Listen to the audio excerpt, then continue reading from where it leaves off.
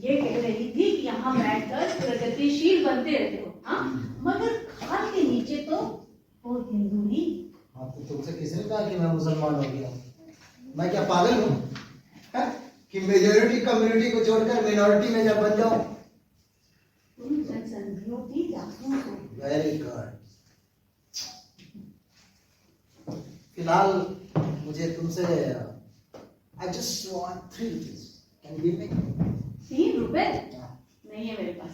तो 5 दे दो, मेरा काम 5 से भी चल जाएगा। आहाहाहाहा, तुम्हारे बाप ने न जाने कौन नारायण शुक्ला ने यहाँ पेड़ लगाए थे ना, उसमें इस साल बहुत फल आए हैं। कमाल है, मेरे बाप ने तो मुझे बताया नहीं। इतना बड़ा कमाल भी नहीं है कि कमाल करने लगो। ये लो। Thank you. पर जब नौकर लग जाओ तो वापस कर देना। बिल्कुल मौलवी, याद लिख रखिए, सूद समय एक एक पैसा वापस कर दूंगा। और देखो, तुमको जब पैसों का बहुत ताला पड़ जाए ना, तो मुझे एक नौकरी दिलवा देना। निकलो यहाँ से।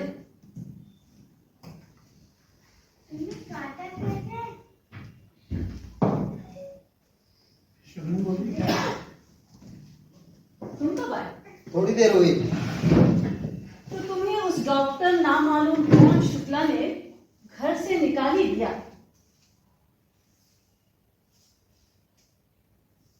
डॉक्टर हाँ, मेरा लाइन खा गई थी। डॉक्टर कौन मालूम नहीं, डॉक्टर भृगु नारायण शुक्ला, नियत तेल वाले होंगे नहीं है। तुमसे फंसने का ये मतलब नहीं है कि मेरे बाप का नाम नामालूम कौन शुक्ला हो गया। सूरत देखी है अपनी? रोज देखता हूँ, अच्छी है, नॉट बैड। ज्यादा खुशफहमी में मत रहो, मैं ना ऐसे ऐसे पे फंसने वाली नहीं हूँ। सारी दुनिया कह रही है। अच्छा, शबनम कह रही थी सलीमा की शादी होगी। हाँ, साला एक मुसलमान लड़की पर किसी तरह आशिक हुआ था, उसकी भी शादी हुई। इरफान ने भी तुम्हारी तरफ से एप्लीकेशन भेज दी। किसी लड़की के बाप के पास? अब ये तो मुझे मालूम नहीं। हाँ, वैसे भी इस यूनिवर्सिटी के रजिस्ट्रार हैं।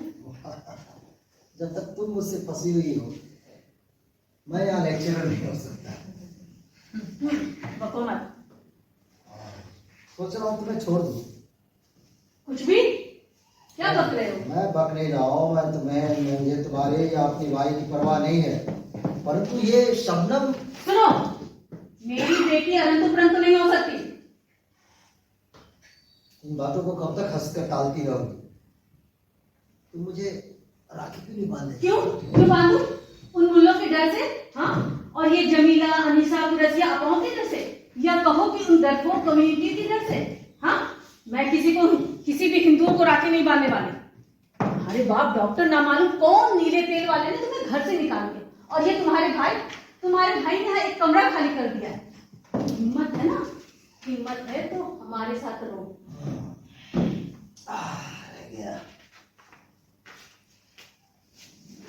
ए भाभी। हाँ, क्या है? क्या सोच रही हो? सोच रही हूँ कि मैंने आखिर तुमने ऐसा क्या देखा कि अपने चांद से पति को छोड़कर तुम्हारे पीछे पड़ गई? चांद दाढ़ी जो दे रखा। प्रॉब्लम्स ऑफ नेशनल इंटीग्रेशन पर आज इरफान अभी एक पेपर पढ़ रहे हैं। सुना है इक़्तिदार आलम खां भी कोई चौंका देने वाली बात कहने वाले हैं। चौंका देने वाली बात कहने में वो हाकिम है। किसी के पेपर पढ़ने से इंटीग्रेशन नहीं हो सकता, और अगर हो भी जाए तो ज्यादा से ज्यादा आले अहमद सुरूर और रविंद्र ब्रह्मन हो जाएंगे। नहीं, मुझे तो सीधे साधे कम्युनल हिंदू मुसलमान अच्छे लगते हैं। जब कहोगी तुम उल्टी बात ही कहोगी। क्या उल्टी बात कही मैंने? हाँ, तुम्हें मेरी सारी बातें उल्टी लगती हैं? हाँ, कुछ भी उल्टी बातें नहीं कही।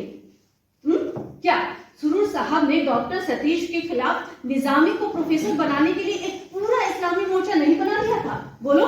और फिर क्या उनकी खलीक निजामी को यहाँ के नवाब कम्युनिटी ने इरफान हबीब के मुकाबले में प्रोफेसर नहीं बना दिया था? इस यूनिवर्सिटी में सिर्फ मौका प्रस्त बचते हैं। कुछ दिनों में डॉन वीमेंस कॉलेज की प्रिंसिपल हो जाएंगे और तुम क्या रहोगे? वही लेक्चरर के लेक्चरर रह जाओगे। यहाँ मजनू गोरखपुरी को जगह नहीं मिल रही है और ख्वाजा मकसूद अली जौकी को तरक्की मिलेगी। इस मुल्क में टोपियों और इरफानों के लिए कोई जगह नहीं है। बहुत से बहुत ज्यादा क्या होगा?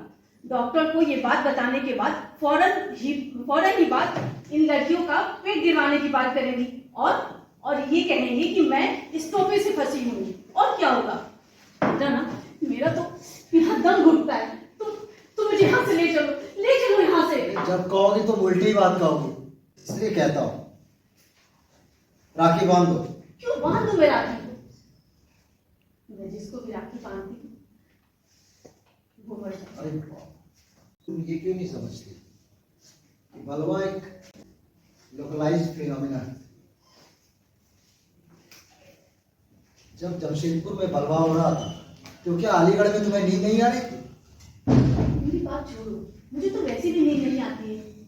क्यों? राखियां सांप बनकर मेरे बदन पे रेंगती हैं। राखिया? हाँ। तुम पागल हो।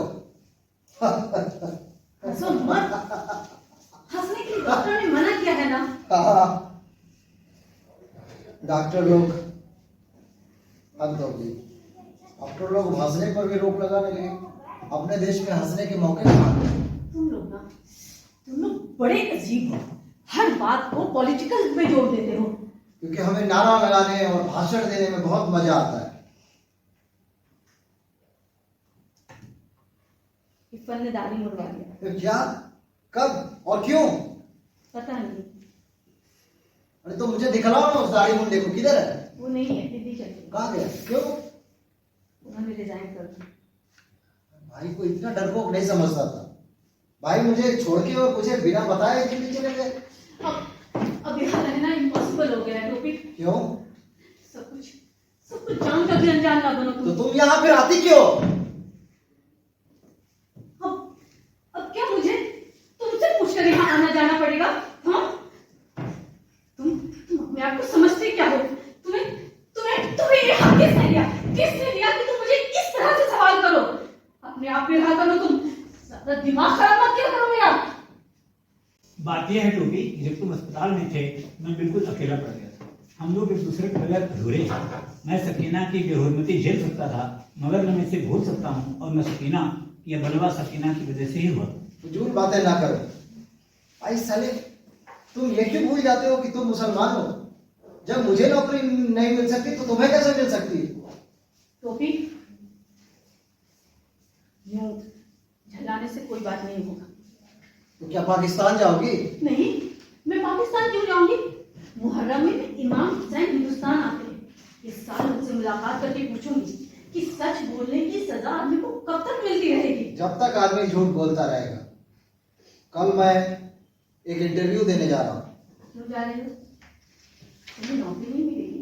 सनातन धर्म कॉलेज इंटर बहराइच में नौकरी देने में इंटरव्यू देने जा रहा हूँ।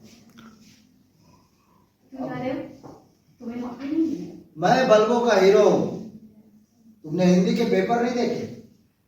मेरी बड़ी बड़ी तस्वीरें छपी है। पिताजी महोदय का भी खत आया था, उन्होंने मुझे क्षमा कर दिया और एक बहुत बड़े घर में मेरे शुभ विवाह की बात चला रहे हैं। सच्ची?